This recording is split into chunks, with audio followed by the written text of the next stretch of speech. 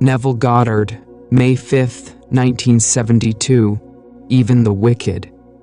We have only to enlarge our conception of causality to excuse everything and forgive all. Now, let me just state one little thought from Scripture first before we unfold it. As we are told in the 25th chapter of Genesis, "In your limbs lie nations twain, rival races from their birth. One the mastery will gain, the younger o'er the elder reign." The first one is the sense man. I'm now looking at this room and all within it, and that is the sense man. My normal apprehension of corporeal objects, just like this room and the contents, I call sense perceived. That which is not present, and yet I perceive it, I call that imagination. That is destined to rule. That is the second man, the Lord from heaven. The first man is of the earth, a man of dust. The second is from heaven. So here we are in this world, and this is the world of this dual state within every child born of woman. And so we have the physical man, the man of dust, and then we have the spiritual man, the man of imagination. That is the immortal man. When I see this picture of the duality of man and how all things are created by this hidden man, I forgive everything in this world that the physical man does, for the physical man is only a state. One being is playing all the parts. The part played by the thief is the same being playing the part of the judge who judges the thief. The part who is the murderer and the murdered. He's a part, but the being within, he's one. Now let me explain it first in the beginning with a simple story. About 8 years ago, I was in New York for a month, and two of my brothers, Victor and Lawrence, came up and spent 2 weeks with me in New York City. They're checked into the same hotel. They wanted to see everything they could within 2 weeks, and I brought them to 14 shows. And sometimes they went even to an afternoon show. They wanted to see everything in the crowded 2 weeks. But the one thing my brother, Lawrence, wanted to see was the new presentation of Aida. Well, the papers say it was sold out from the very moment that it was announced. Same music naturally, the same score, but new scenery. Something new about it. Now this captured the imagination of all opera lovers, and they all wanted to see Aida. The one thing he wanted to see was Aida, but the papers had huge big ads. Not one seat is available. Come down and buy a seat for the other shows. And this was the old opera house around 40th Street and Broadway. It ran from Broadway through 7th Avenue, the old Metropolitan. So this morning we set out and I said, "It doesn't really matter, let us go. We have to go down and have lunch anyway. We will go and just see."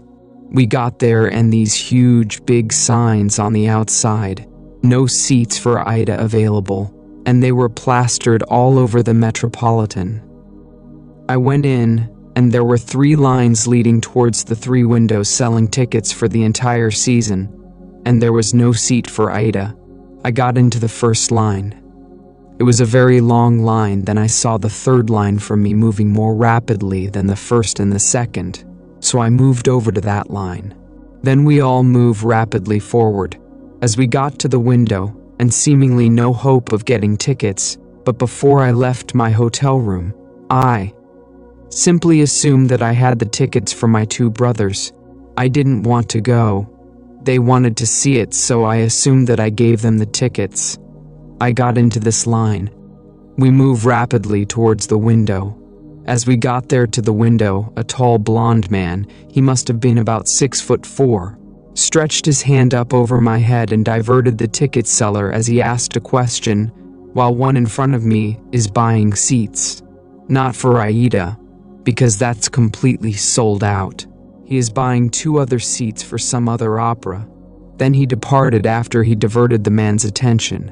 This man pushed on some bills under the window, and then as the teller looked at the money, and this man is at the door now, the tall blonde fellow, and he's given this man the ticket, and then suddenly he said, "For he only gave me $3. He should have given me." and he mentioned the money he should have given. At that, he was bewildered. The teller was bewildered. I turned around and I screamed at that tall blonde. I said, "Sir," I screamed so loudly he couldn't stop. But the attendant, he turned around. I said, "Come back here. You're wanted." He came back like a little child being led by the nose. He came back and he said, "What's wrong?" And the man said, "This is all that he gave me. 2 $1 bills. Said, "Oh no, he didn't. He gave you 2 10s. Then I said, "No, you didn't. I was standing right here. I saw what you did. You gave him 2 $1 bills. That's all that you gave him." The man was flabbergasted. He was so completely dumbfounded, he didn't know what to do. I said, "I am standing here. I saw exactly what was done." Then he opened up his purse and here was a stack of ones and he had a $20 bill and 2 10s. He said to the man, "Say when you discover your mistake that I gave you 2 10s. And the man said to him, "At the end of the season." And with that, it was closed. And the man then took out the money and paid for the tickets and took back his 2 1s. Then I said to him, "I want 2 seats for Aida tonight, and I want them in the horseshoe circle. I want them center." He said, "Yes, sir." And he took from what is called the very important person. They always keep a few out. Though the house is sold out, they always keep a few seats for those who are coming, called the very important people. I am certainly not a very important person, but I saved him from the loss of $20. And he quickly took the 2 seats out and said to me, $20. I gave him the $20 and gave the 2 seats to my brothers. Now, a state called a thief. These 2 men have chosen to be thieves in their world. They're con men. It's perfectly all right. God made everything for its purpose and even the wicked for the time of trouble. Read that in the 16th chapter. The 4th verse of Proverbs. He made everything for its purpose, even the wicked, for the day of trouble. For the day of trouble may not be a war. I was troubled how to get these tickets. That's a moment of trouble, and I simply assumed that I had them. I simply played my part in my imagination before I left my hotel room that my brothers are going to see this show this night of Aida. The new presentation of Aida. They too, who have already given themselves over to the state of a thief, they had to actually come right into the line. I took the first line, then I move over to the 3rd line because I saw it moving more rapidly. So he comes over to the 3rd line and plays his part beautifully. If he had not done what he did, I would not have received those tickets because I am not a very important person. But the man looked me in the eyes and thought here was an honest man. As far as he is concerned, I am an honest man who saved him from losing $20. And so, he quickly took out the 2 seats. I paid for them. Naturally, he didn't give them to me. I was willing to pay for my seats, but you couldn't buy them. All over the place. Sold out, sold out, sold out. All over the Metropolitan Opera. You could paste it on the wall. I mean, a huge, big ad in the paper. Aida is sold out.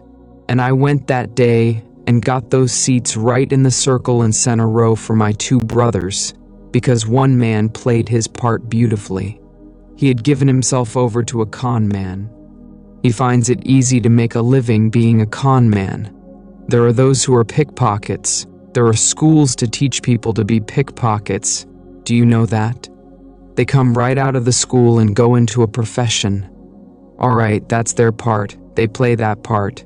Now, you play your part beautifully, and one of them can be instrumental in getting you what you want in this world. So, I wanted 2 seats for Aida. Were it not for a con man in that world, I would not have had those 2 seats. So, he comes into the line where I was in the line. He comes forward, and just as I got to the ticket window, he puts his hand over my head to divert the man's attention. And the one in front of me who is buying 2 seats, not for Aida because you can't get them. He is buying 2 seats for something else. and he puts out $2 bills instead of 2 tens. And then this man starts, and I turn around as though I was inspired, and with my full voice I said, "Sir, come back here." He had to come back. So he came on back just like a little child and stood next to me, and he looked down at me. He wouldn't dare budge. "Well," I said, "you didn't give him anything more than what he is showing you now. You've given him exactly what he's showing you, because I was fair and I stood next to you." He was helpless. He couldn't hit me. He was many inches my height. I was 5'11" and he may be about 6'5" or more. A strong, strapping blonde, but he was impotent in my presence when I called him back. He only played the part, so should I not forgive him? There are infinite states in this world, and all you have to do is forget states. You play your part in every state necessary to make your part come to fulfillment at the moment that you need it. And so we went out for lunch, and my brothers, Lawrence and Victor, they had their tickets, and that evening, they went to see Aida. So, in your limbs lie nations twain.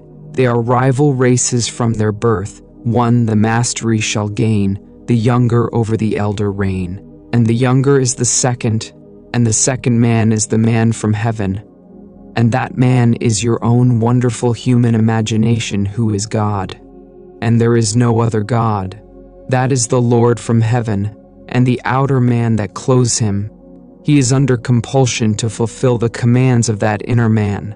But everyone is falling into states, infinite states. To understand this world, you must think in terms of states. He has made everything for its purpose, even the wicked for the day of trouble. And so, use everything. But you don't have to think of which one will do it. Forget it. Who will play the part? I never saw that man before. Never saw his partner in their little crime before. That was their choice in life. There are those who have chosen to be pickpockets for the rest of their lives, so if they are caught in the act, all right. That's part of the game. They've chosen that part to play. Now, those who have chosen their part to play, like Mr. Hoover, who just departed this world, he chose that part. And there are others who chose other parts. Either wisely or unwisely, we fall into these things. But when the inner man begins to awake, he selects his part wisely.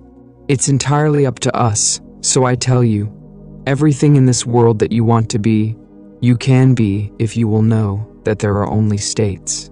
You move into the state because the occupant of the state does not differ from the occupant of any other state.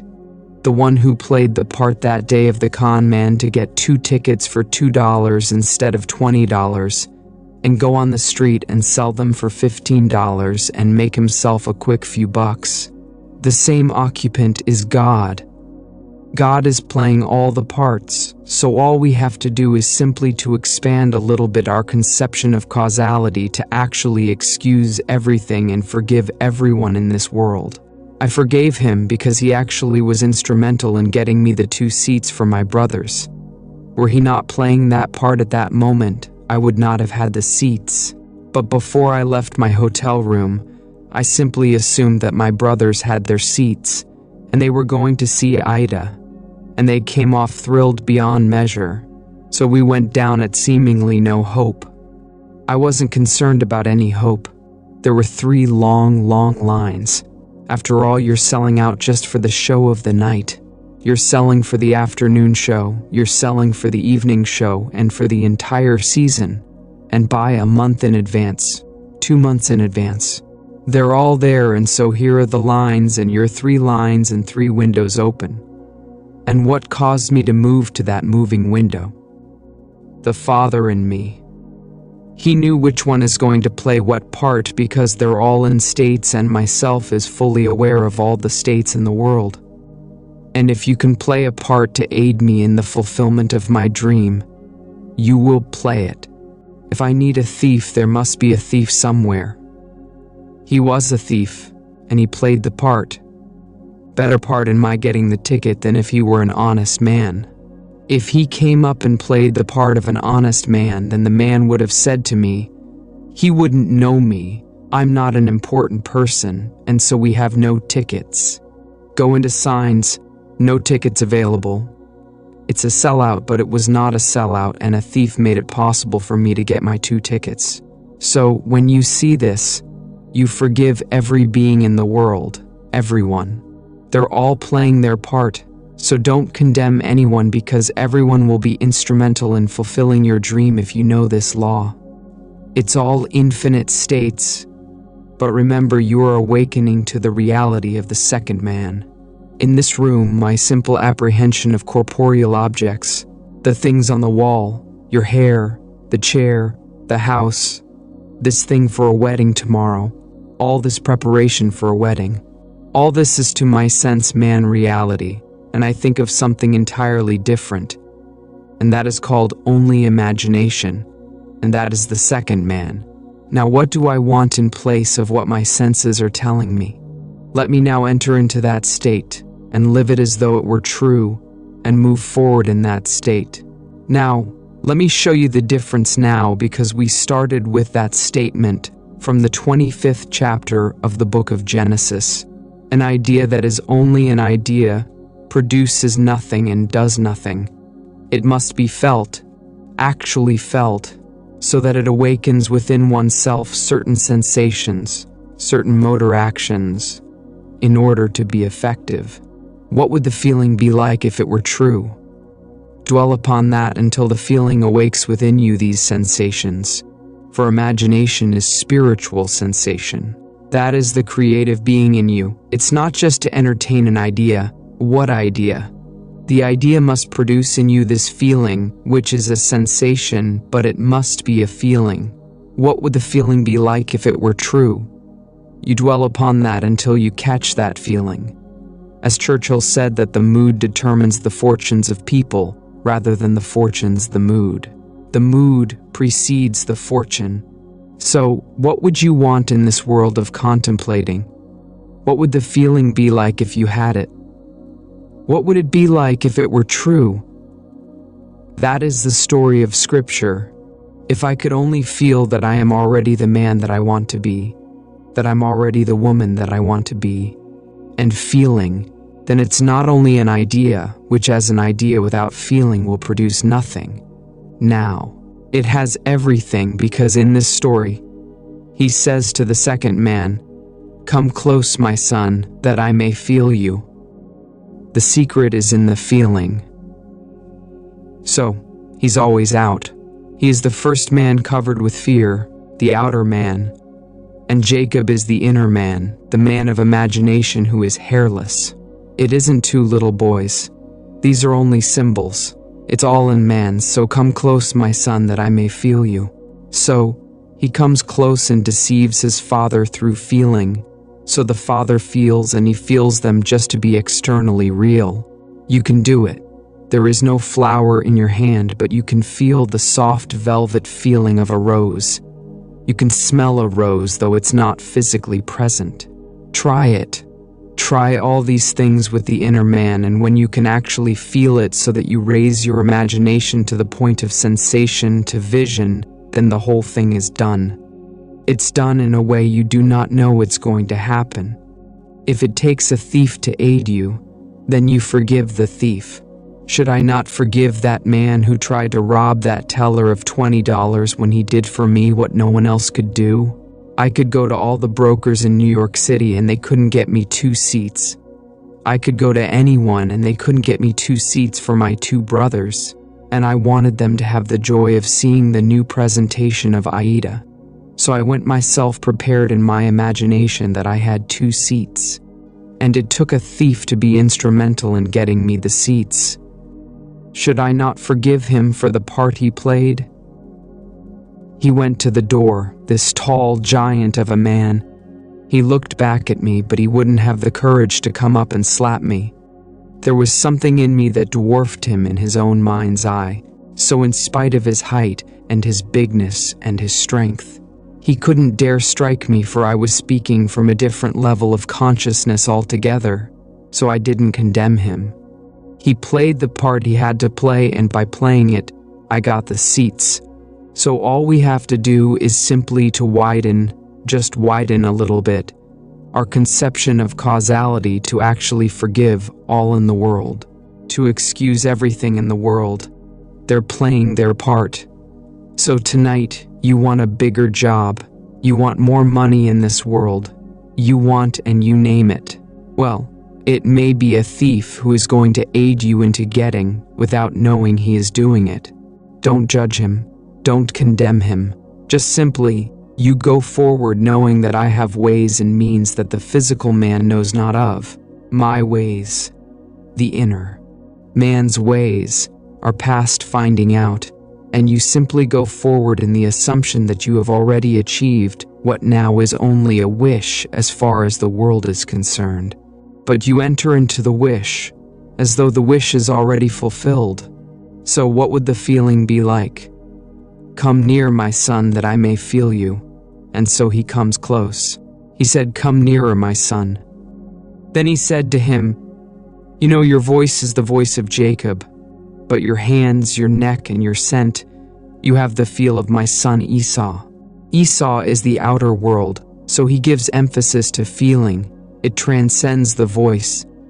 The voice was Jacob's, but the feeling, that touch, was that of an external world. He could feel the external world. It was a self-deception. He saved himself into believing that what he desired, he had. It's not two little boys born of woman. All this is parable. The whole story of the Bible is all parabolic, telling stories that unless you have the depth to understand it, well then, you'll never really. But me, I say you will. Eventually you will. And you certainly do understand it now. So tonight is a practical night. Do you know this night what you want, really what you want? Well, if you do the same thing I did in getting the 2 seats. Do what I did when I was locked out completely from marrying the girl I wanted to marry. I simply assumed that she slept here, I slept here, and I went sound asleep, and in 1 week, my wife did an act which certainly I must forgive in the eyes of the world. She is condemned for taking what she did not pay for, and yet because of that act, I got my freedom. Then who is the culprit? Am I not? If there's any culprit, I am. If there's any culprit in this world, it is God. There is nothing but God. God is doing all in this world. He created everything in this world, and so I fit in me. He is the second man, and the second man is my imagination, and that is God. For man is all imagination, and God is man and exists in us, and we in him. The eternal body of man is the imagination, and that is God himself.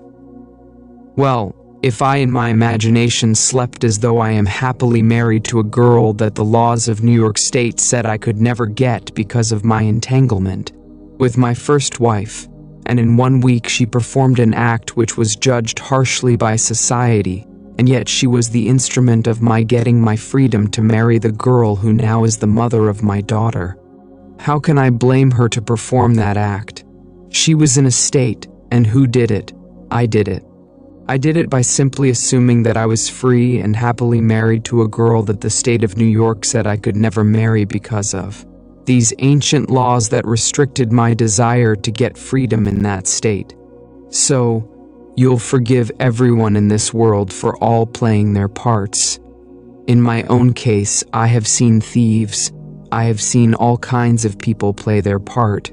They were instruments in the fulfillment of my desire, so how can I ever condemn all? The last cry on the cross, Father, forgive them. They know not what they do. Forgive them. The whole vast world is playing until he awakes in that body. He is playing the part, and he plays it automatically, unwittingly, for one who is awake, who knows exactly what he's doing. And so they all play their parts.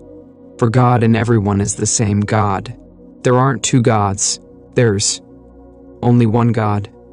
And that God is your own wonderful human imagination.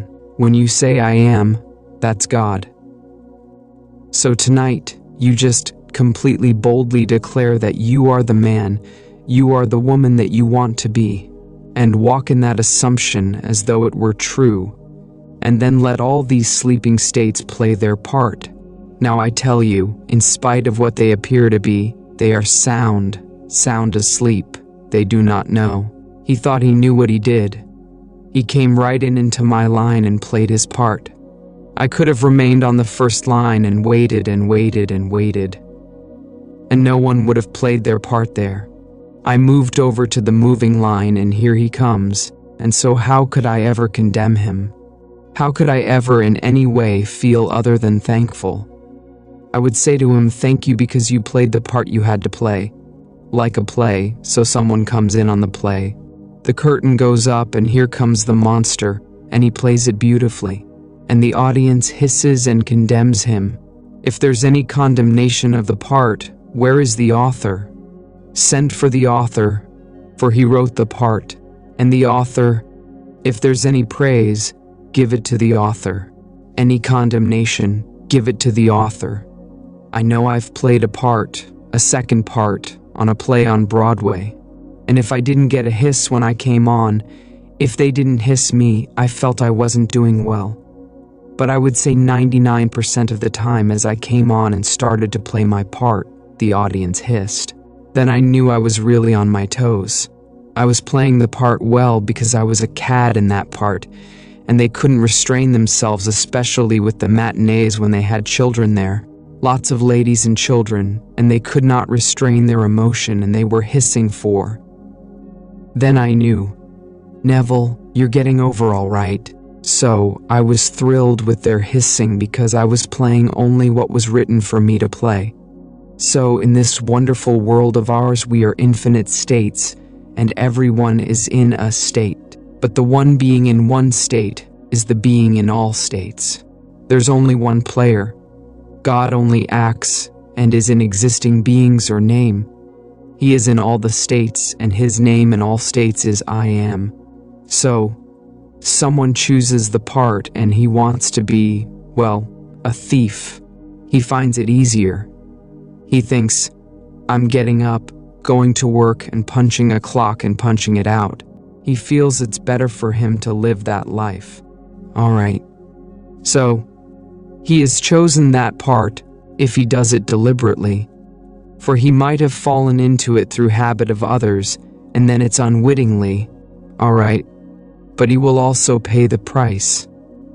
That is the thing he has to consider. He will pay the price because the part has a price with it, but in spite of that, he can be used in the fulfillment of your dreams.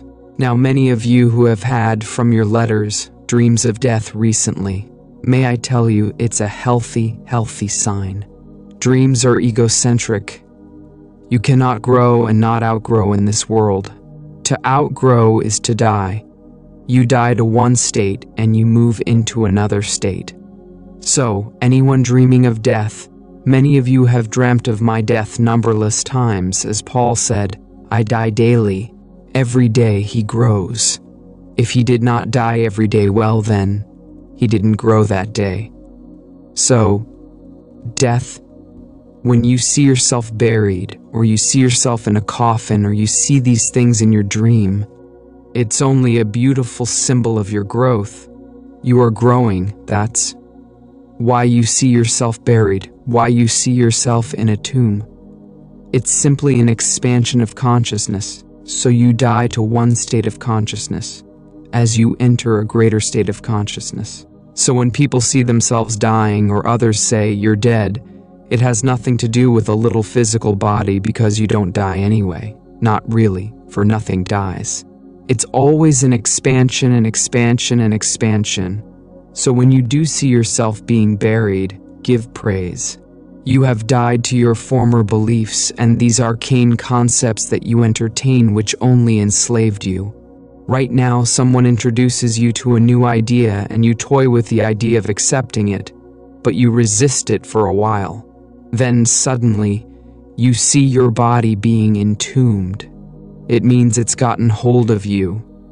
These new ideas that will call you to an expansion of yourself. And so the old man dies that the new man may live. A seed must fall into the ground and die before it can be made alive. If it does not fall into the ground and die, then it cannot bring forth fruit.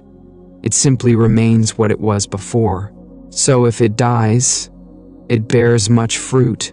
So don't be afraid of any vision of death. Death is the most glorious symbol in the mysteries of the expansion of consciousness.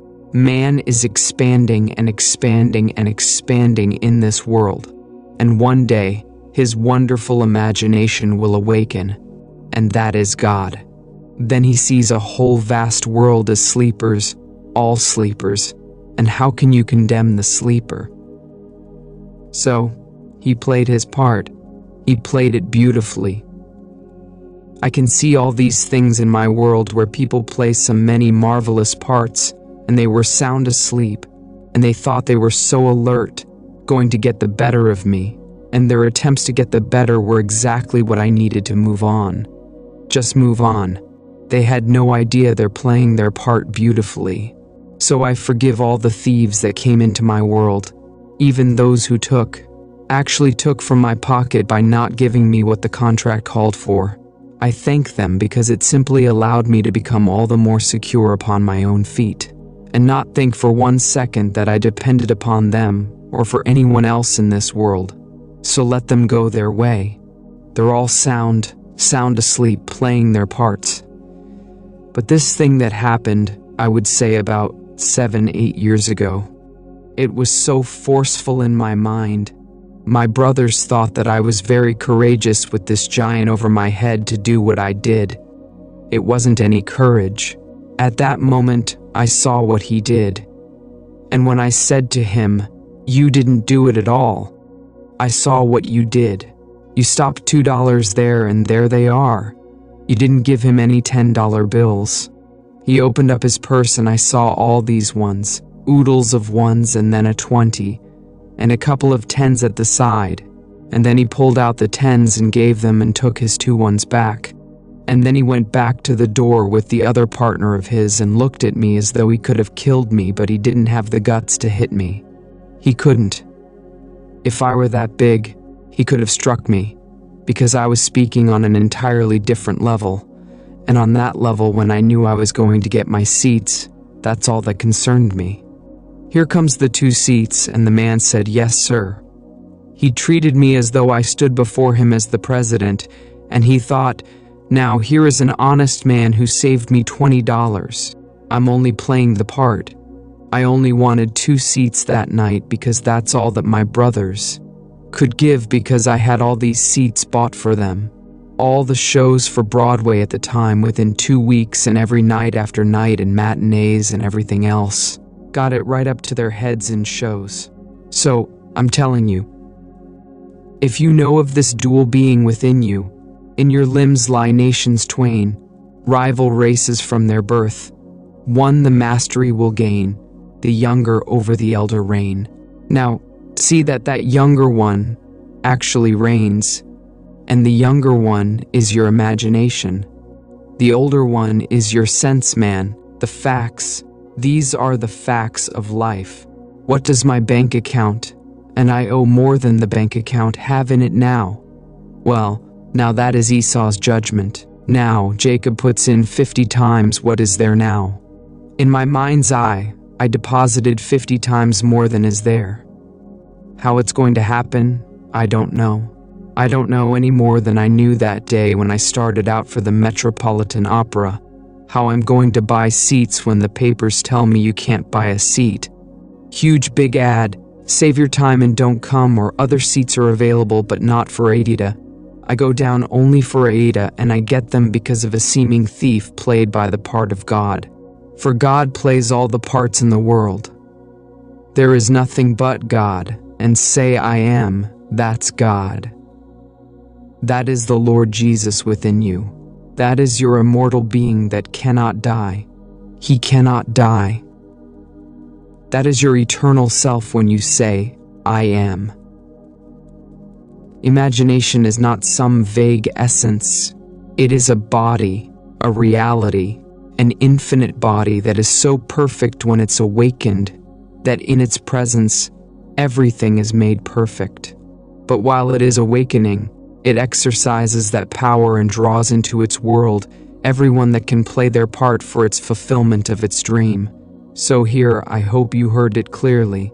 I hope I made it as clear as I can, because tonight should be a very practical night that you will go out knowing who you are. You're a dual being.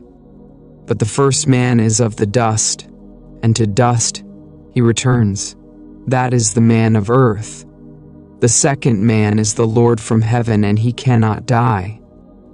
That's your own wonderful human imagination. It cannot die, but it sleeps.